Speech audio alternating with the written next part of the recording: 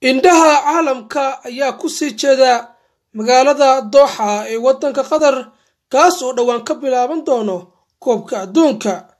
Qaramada ka socda caalamka ayaana maalmihii la soo dhaafay waxay ku sii qulqulayeen wadanka Qatar kaas oo la filayo maalinta Axadda inuu ka furmi doono koobka adduunka. Kulanka ugu horeeya waxaa furfuri doona qaranka iyo dalka martigelinaya koobka adduunka Qatar iyo dalka lagu magacaabo Ecuador ee ka soo jeeda Latin America. Kulankan ayaa wuxuu noqonayaa kulanka ugu horeeya ee wadikaabka sanadkan 2022 ka bilaabmi doona magaalada Dooxa ee wadanka Qatar.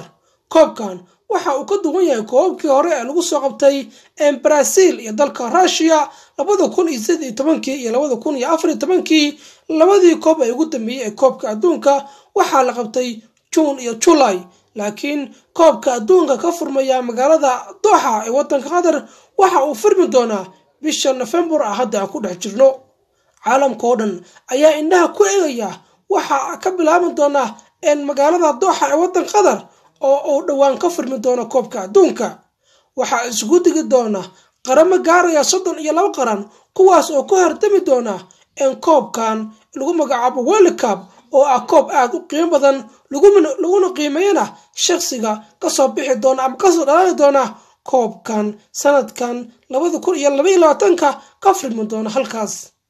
Aslada ku guuleysan doona koobkan waxa ay dad badan sheegayaan in sanadkan loo xaqiiqinayo inay ku guuleysan doonaan qaramada ka soo jeeda Latin America maadaama sanadihii la soo dhaafay ilaa 2002 wixii ka dambeeyay ay ku soo guuleysanayeen qaramo ka socda qaaradda Yurub. 2006 waxa soo qaaday koobka adduunka dalka Italy. 2010 waxa soo qaaday Isbaanishka. 2014 waxa soo qaaday Germany. 2018 waxa soo qaaday Faransa. Aslada uu qaadi doona sanadkan 2022 ma Latin America mise Yurub mise Africa ayaa koobkan qaadi doona mise qaaradda lagu magacaabo Aasiya. ku cabir saaxiib ra'yigaaga halka hoose ee commentiga.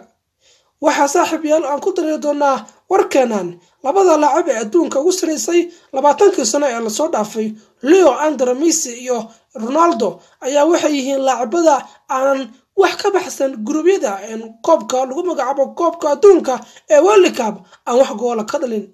asxaabay nabadgelyo.